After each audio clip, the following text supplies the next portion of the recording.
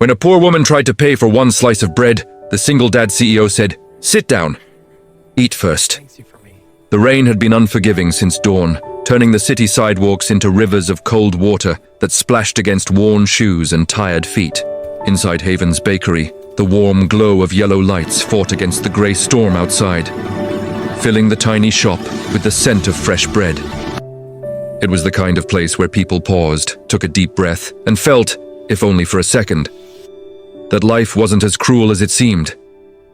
But for Maria, standing at the counter with trembling hands, life had been nothing but cruelty for far too long. Her coat was thin, her hair damp from the rain, and her voice barely rose above a whisper as she placed a few damp coins onto the wooden counter. "I just need one slice," she murmured. "Just one."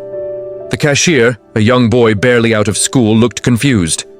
"Ma'am, we don't sell slices, only whole loaves." "I know," she breathed, eyes lowering as embarrassment tightened her throat. "But this is all I have today. Just, please, one slice. For my daughter." Her voice cracked on the last word, and for a moment, she closed her eyes, as if bracing herself for the humiliation she knew was coming. At a corner table, sipping black coffee and reviewing documents on a tablet, Elias Hartman, a single father and CEO of one of the city's rising tech firms, lifted his gaze. He hadn't meant to overhear anything, but the desperation in her voice cut sharper than any business crisis ever could. Elias wasn't a man who indulged in emotions. Years of loss and responsibility had shaped him into someone who built walls around his heart. But something about the woman, her trembling fingers, the thinness of her coat, the raw motherhood in her request, struck deeper than he expected. The cashier shifted uncomfortably. "I'm really sorry, ma'am. It's against policy." "You can't." Maria nodded before he could finish, swallowing the lump in her throat. She pulled the coins back with shaking hands and whispered, "It's okay." "I understand." But her shoulders sagged, and the kind of defeat that settled into her eyes made Elias put his tablet down altogether. As she turned to leave, the bakery's door pushed open, letting in a gust of icy wind that made her shiver violently. She clutched her thin bag closer, as if holding on to the last pieces of pride she had left. And that was the moment Elias stood up. "Wait!" he called, his voice firm but gentle. She froze halfway through the doorway. Everyone in the bakery turned. Elias approached her slowly, noticing how she backed away as though expecting another rejection. "Sit," he said softly, pulling out a chair at an empty table. "Please, sit down." "Eat first," her lips parted, confusion flooding her tired eyes. I can't, I didn't ask for money," Elias said, offering a small but sincere smile. "I'm asking you to eat." Around them, the bakery grew quiet, the storm outside forgotten. Maria looked at the chair, then at him. This stranger whose kindness felt unreal in a world that had given her nothing but harshness. And just as she opened her mouth to respond, a shadow appeared outside the bakery window, someone who seemed to be watching her. Maria didn't sit immediately. Her fingers hovered over the edge of the chair, hesitant, unsure if this kindness was real or just another moment destined to shatter. The world had taught her not to trust easily, not after the last 6 months, when life had flipped upside down, leaving her and her daughter clinging to survival like passengers on a sinking ship. Still, as the warmth of the bakery wrapped around her, she finally lowered herself into the seat. Elias nodded gently and walked to the counter, ordering a fresh loaf, 2 bowls of soup and hot tea. The cashier, still sheepish from earlier, moved quickly, avoiding Maria's gaze. While Elias waited, Maria stared at the table. Her hands were pale and cold, her nails chipped from days of scrubbing floors in strangers' houses. She had once taken pride in her appearance, back when she worked as a receptionist at a travel agency. A job she'd loved, a job she'd lost when the company downsized. Back when her husband was still alive, back when her daughter still laughed freely. But everything had changed the night she received the call, the night a drunk driver took her husband away forever. The insurance company had dragged its feet, the bills piled higher, and grief swallowed her whole. Eventually, the landlord stopped being patient. The eviction notice came like a punch to the soul. Since then, Maria had been living in a temporary shelter, One with strict hours, limited beds, and a frightening number of strangers. She tried to shield her daughter, Lena. But how do you shield a child from instability? How do you hide hunger? How do you pretend everything is okay when it isn't? A soft clink brought her back. Elias set the food gently in front of her. Steam rose from the soup, carrying the scent of herbs and warmth, something she hadn't smelled in weeks. Eat slowly, he suggested. You're safe here, safe. The word alone nearly made her cry. She picked up the spoon with trembling fingers and tasted the broth. It felt like swallowing memories of better days, of family dinners, of a life that no longer existed. Tears slipped down her cheeks before she could stop them. Elias looked away politely, giving her the dignity of privacy, but inside, something shifted in him. He recognized the hollow exhaustion in her eyes, the quiet fight to stay strong. He'd seen it before, years ago in his own mirror. After his wife left him and their newborn son behind without explanation, he too had stood on the edge of breaking. He had clawed his way back up through work, through endless nights building a company just to prove he could survive. Survival had hardened him, but it hadn't erased his empathy. You mentioned a daughter, he said softly. Where is she now? Maria swallowed. At the community shelter. They let her stay for the afternoon, but they don't serve dinner on weekdays anymore. A spark of anger stirred in Elias's jaw. How could a child go without dinner in a city like this? Before he could respond, a loud knock rattled the bakery's glass door. The same shadow from earlier stepped inside, rain dripping from his coat. Eyes fixed directly on Maria, and her face suddenly drained of all color. The bell above the bakery door jingled sharply as the man stepped inside, shaking off the rain like a stray dog dragging in the storm. His eyes scanned the room once, cold, impatient, before locking onto Maria with a force that made her flinch. Elias noticed immediately. The change in her posture was instant. Her shoulders hunched, her breath hitched, and the spoon froze halfway to her mouth. Her fingers tightened around the edge of the table, as if bracing for impact. The man approached slowly, each step heavy and deliberate. So this is where you've been hiding, he muttered, voice laced with bitterness. The bakery, moments earlier filled with quiet warmth, felt suddenly smaller. Elias stood a little straighter, instinctively positioning himself closer to her. Maria struggled to speak. Maybe I'm not hiding. Please, I don't want any trouble, the man scoffed. You owe me money, and you think you can just disappear? Take my things and walk away? His voice rose, turning heads. A mother in the corner pulled her child closer, her voice cracked. I never took anything from you. You know that. Elias watched closely, his jaw tightening as he read the fear etched into Maria's face. This wasn't a stranger. This was someone who had power over her once, someone who had used it cruelly. The man slammed his palm onto the table, making the bowls of soup tremble. Elias stepped in immediately, placing himself between them. Is there a problem here? The man sneered. Who are you? Her new sponsor? Stay out of this! Elias didn't blink. She said she doesn't want trouble. So leave, the man let out a mocking laugh. Oh, look at you. Playing hero. He leaned sideways, peering at Maria through Elias's shoulder. You're not getting away again. I know where your daughter is. Remember that, Maria gasped, a soft, strangled sound that hit Elias straight in the chest. Enough, Elias said sharply. You threaten her or her child again, and I call the police. That finally made the man hesitate. He looked around the bakery. People were watching, phones out. His confidence wavered. With a final glare at Maria, he muttered, This isn't over. Then he stormed out, slamming the door so hard it rattled the glass. Silence followed. Maria's hands shook uncontrollably now. He used to be my landlord, she whispered, breath trembling. After my husband passed, he let me stay in one of his old units for a reduced rent. But when I fell behind, he started showing up drunk, yelling, threatening to take Lena away. I left everything behind just to get her to safety. Elias felt his stomach tighten. He has no right to threaten you. She nodded weakly, wiping tears with the back of her sleeve. He blames me for the rent he lost. He said he'd make my life hell. Elias sat back down, his expression firm, protective. He won't touch you. Not while I'm here, but even as he said it, Maria's eyes were fixed on the rain-soaked street outside, waiting, fearing, expecting the worst. And just as Elias reached for her trembling hand in reassurance, his phone buzzed with a message, one that made his expression darken. The vibration of Elias's phone cut sharply through the fragile calm that had settled after the confrontation. He glanced down, expecting a routine work update, maybe a reminder from his assistant.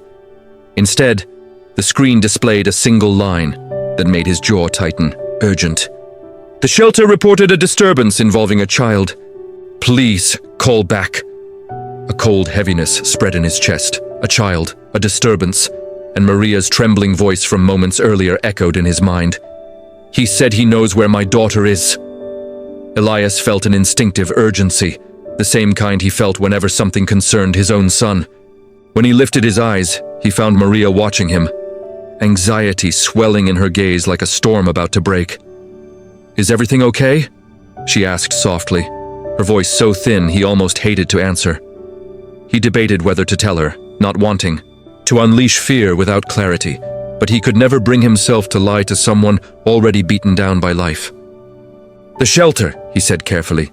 They reported an issue involving a child. Maria's breath vanished. She clutched the table so hard her knuckles turned white. Lena, she whispered, the name escaping like a prayer and a fear combined. No, something must have happened. Elias leaned forward. Maria, listen, we don't know anything for sure. They didn't mention names. Let me call them. But she was already shaking, panic rising with every second of silence. He followed me, she said, voice cracking. He must have gone there. He must have tried to take her. Oh God, Lena. Her breathing turned sharp, uneven, the kind that spiraled quickly into collapse. Elias reached out and gently touched her arm. Maria, look at me. She forced her eyes up. I won't let anything happen, he said firmly. You're not alone anymore. Something in the way he said it, steadily, without hesitation, anchored her. She nodded faintly, though tears streamed down her cheeks. He stepped away to make the call, pacing near the window. Maria watched him from the table, hands trembling in her lap. Memories flooded her, nights she held Lena close inside the shelter, whispering that everything would get better. Afternoons she skipped meals so her daughter could eat. Mornings she left early to scrub floors and wash windows, praying no one would judge her for the faded clothes or the exhaustion in her eyes. She had fought every single day, scraped through every unpredictable hour, but right now she felt the crushing truth. She was one person, fragile and tired, trying to survive a world that had already taken too much from her. Elias returned a moment later, his expression unreadable. Maria searched his face desperately, but he didn't speak immediately. He placed a gentle hand on her shoulder before sitting down. The shelter said there was an incident, he began. Maria's heart hammered. But they wouldn't explain over the phone. They want you to come. Tears spilled instantly. She grabbed her bag and stood so fast her chair scraped sharply against the floor. We have to go. Please. Now. We will, Elias assured, rising with her. I'll drive. They hurried toward the door, the storm outside still raging. As Elias opened his umbrella and guided her out, neither of them noticed the dark figure watching from across the street, waiting, following, planning. Rain hammered against the windshield like thousands of frantic fingers as Elias drove through the city, the wipers fighting to keep the world visible. Maria sat in the passenger seat, clasping her hands so tightly her fingertips went numb. Every red light felt like torture, every slow-moving car ahead like a barrier between her and her daughter. Elias kept glancing at her, at the silent tears streaming down, at the fear twisting her breath, but he spoke only when it mattered. She's going to be okay, he said quietly. Children are stronger than we think. Maria shook her head, voice trembling. She's strong because she has to be. Because I keep failing her. You're not failing her, he responded firmly. You're fighting for her. There's a difference. The sincerity in his tone caught her off guard, but the panic swallowing her made it hard to believe anything good. She leaned her head back against the seat, closing her eyes, whispering Lena's name under her breath like a mantra. Hold on, baby. Mama's coming. Just hold on. When they reached the shelter, the building looked unchanged, ordinary, quiet, almost peaceful. but Maria's heart raced as if it were collapsing in on itself. Elias parked quickly, and together they rushed inside, their shoes squeaking across the linoleum floors. The shelter director, a tired woman with kind eyes named Mrs. Dalton, stepped forward immediately. "Maria," she breathed, "thank God you're here." Maria almost collapsed into her arms. "Where's Lena? What happened? Is she hurt?" Mrs. Dalton shook her head quickly. "She's safe. Safe, I promise. She's in my office right now, sleeping." The tension in Maria's body loosened so fast she had to grip the wall to steady herself. Tears blurred her vision. Elias let out a long breath, relief evident in the way his shoulders lowered. But Mrs. Dalton's expression shifted. There was something else behind her eyes. "We need to talk," she said quietly. "Both of you." Maria's relief froze. "Talk about what?" Mrs. Dalton led them into a small room off the hallway. A stack of files sat on the desk. She closed the door behind them, her face turning solemn. "There was a man here earlier," she began. "He asked for you." Maria's knees buckled. Elias caught her elbow instinctively. "Tall," Mrs. Dalton continued. "Rough voice. Said he was a relative, but when I asked for ID, he got angry." Maria covered her mouth, a muffled sob escaping. "We called security," Mrs. Dalton added, "and he left. But that's not the only reason I called." She reached for a document on her desk, an official-looking envelope stamped with a government seal. Maria stared at it, confusion mixing with dread. "What is that?" Mrs. Dalton hesitated. "A notice came today. From Child Protective Services." The world around Maria tilted. Her heartbeat roared in her ears. "No," she whispered. "No, please. No!" Elias stepped closer, voice sharp. "Why would CPS send a notice?" Mrs. Dalton placed the envelope gently in Maria's trembling hands. "It's a mandatory review," she said softly. "Someone filed a report claiming Lena isn't safe with you." Maria's breath shattered, her vision spinning, and at that exact moment, a knock sounded at the shelter door, firm, official, unmistakable. The knock echoed through the shelter like a verdict. Maria froze, the CPS envelope trembling in her hands. The air felt too thin to breathe, too tight to move. Elias exchanged a quick glance with Mrs. Dalton before stepping toward the hallway, his protective instincts rising like a shield. Maria followed behind him with unsteady steps, her heart pounding so loudly it drowned out the storm outside. At the entrance stood a woman in a dark coat, holding a clipboard and an identification badge. Behind her, sheltered from the rain, was a uniformed security officer. The woman offered a tight, professional smile. "Good evening, I'm Ms. Calloway with Child Protective Services. I'm here for a wellness check on a minor, Lena Reyes." Maria felt the blood drain from her face. "Please," she whispered, "my daughter is fine." "She's safe, I swear." Ms. Calloway raised a hand gently, as though accustomed to mothers pleading at their doors. "This is just procedure. We received an urgent report this afternoon claiming the child might be in an unstable environment. It's my responsibility to confirm her safety."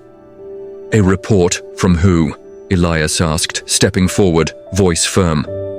He wasn't about to let bureaucracy scare her into silence. "I can't disclose the source," Ms. Calloway replied, "but the details were concerning enough to require immediate action." Maria felt like the floor was slipping out from beneath her. She clutched her arms around herself, trembling. "He did this," she whispered. "The landlord. He said he'd make my life hell. He called CPS." Elias put a steadying hand on her back. "If this is about the man who threatened her earlier," he said to Miss Calloway, "you need to know he is unstable. He followed her, harassed her, and tried to access her child here." The CPS worker frowned slightly. "If that's true, it will certainly factor into my assessment. But I still need to speak with Lena." Mrs. Dalton stepped forward. "She's resting in my office. I'll take you to her." Maria instinctively moved to follow, but Ms. Calloway gently stopped her. "Let me speak to her first. One-on-one." "It's standard." "Standard?" Maria gasped. "She's terrified enough already. She doesn't know you. She only trusts me." Ms. Calloway's expression softened for the first time. "I'm not here to take her from you. I'm just here to see if she's safe." But the words did nothing to ease the panic coursing through Maria's chest. She watched helplessly as Mrs. Dalton guided the CPS worker down the hallway, and disappeared into the office where Lena slept. The moment the door shut, Maria collapsed into the nearest chair, covering her face with both hands. Elias knelt beside her. "Hey, look at me." She lifted her tear-filled eyes. "You haven't failed her," he said quietly. "You've kept her alive. You've kept her safe from a world that doesn't care enough. And now you have me. You're not fighting alone anymore." She shook her head weakly. "But what if it's not enough? What if they take her? Lena is all I have." Elias's voice dropped, steady and full of conviction. "Then I'll help you fight, as long as it takes. I promise." Before she could respond, the office door opened. Ms. Calloway stepped out, her clipboard pressed to her chest, her expression unreadable. "Maria," she said, "we need to talk. Now." Her tone revealed nothing. No comfort, no condemnation, no clue. And that silence was far more terrifying than words. Maria rose slowly, her legs trembling beneath her as she faced Ms. Calloway. The hallway felt unbearably long, every breath a test of strength she barely possessed. Elias stood beside her like an anchor, steady and unmoving, while Mrs. Dalton lingered behind with worry etched across her face. Ms. Calloway gestured toward a small room nearby. "Let's talk in here." Maria nodded, swallowing the fear burning her throat.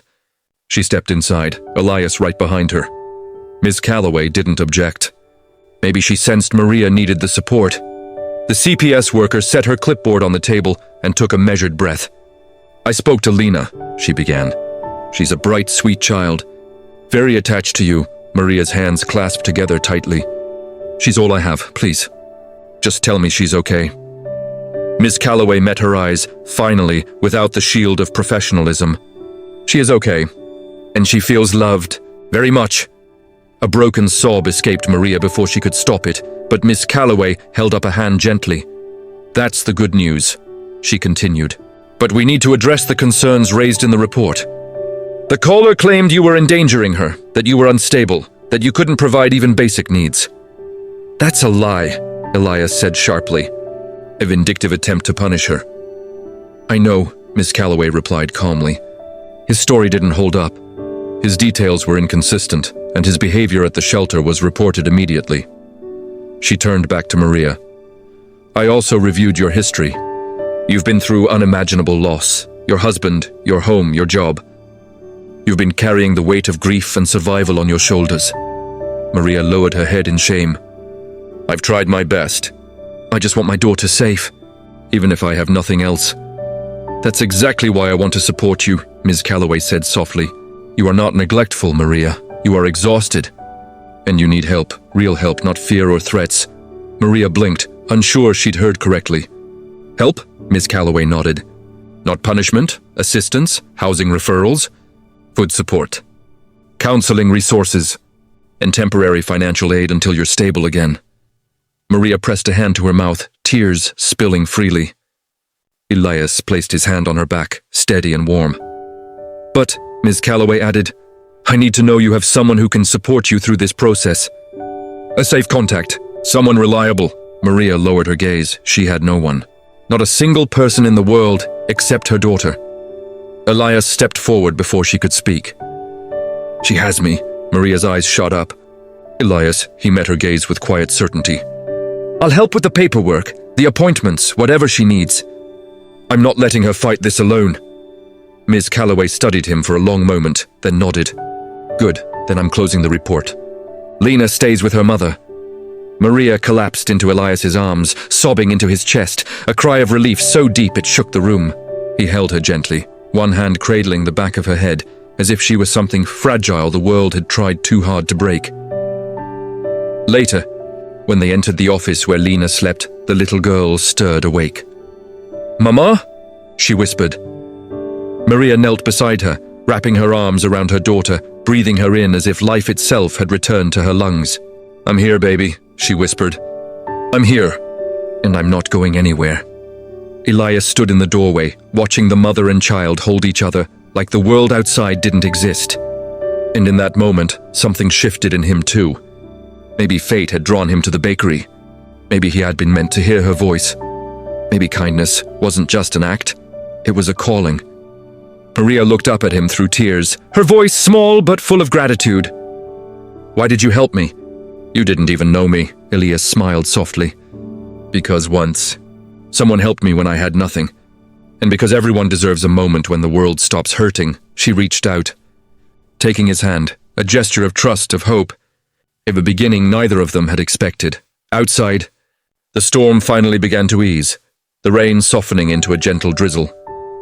And for the first time in a long time, Maria felt something she thought she had lost forever. A future. Moral. A single act of kindness can pull someone back from the edge. Sometimes, the smallest gesture, a seat, a meal, a moment of compassion, becomes the miracle that changes an entire life.